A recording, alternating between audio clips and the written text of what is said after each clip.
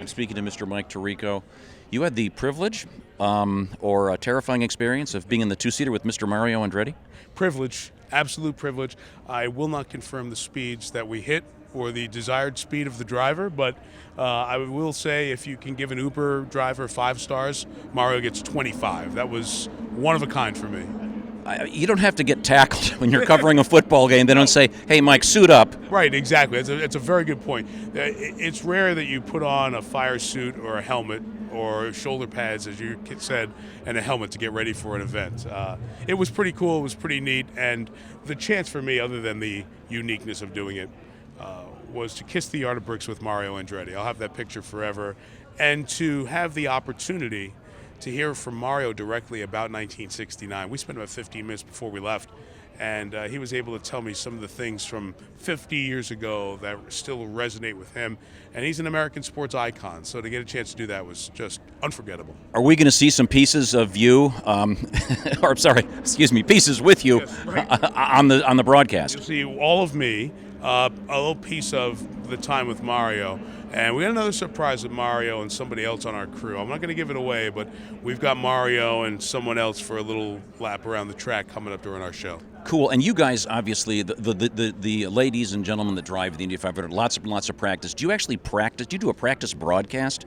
We'll go rehearse some of the elements for the show. We won't practice the full pre-race show because it's 3 hours. But we'll go through many of the elements because it's a technical dance that you're trying to do in amongst and around 300,000 people, moving from location to location, where our sets will be, who's going when. There's a lot of planning that goes into a TV show because there are so many people, so many cameras, so many video elements, and I think the joy of our job, and you know this being in a live medium so often, you only get one shot at it. So if you don't practice something that we don't do on a regular basis, it's not going to come off at the level we expect, and we expect it to be as fine as we can do.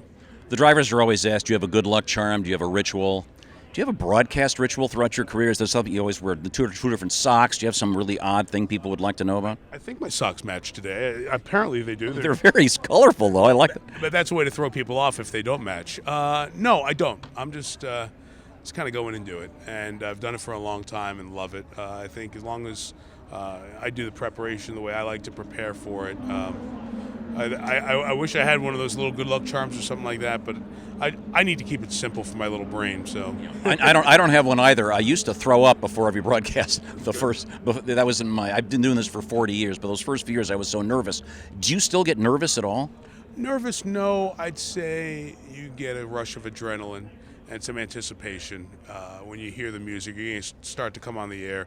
You know that people are waiting to see that venue for the first time. So I think for me it's more anticipation as opposed to nerves. At this point, you don't think about how many millions of people are watching. You just want to make sure that you do the right thing to get to the next thing. Great. Super. Thanks. My pleasure. Great seeing you, Great sir. to meet you. Have a great show.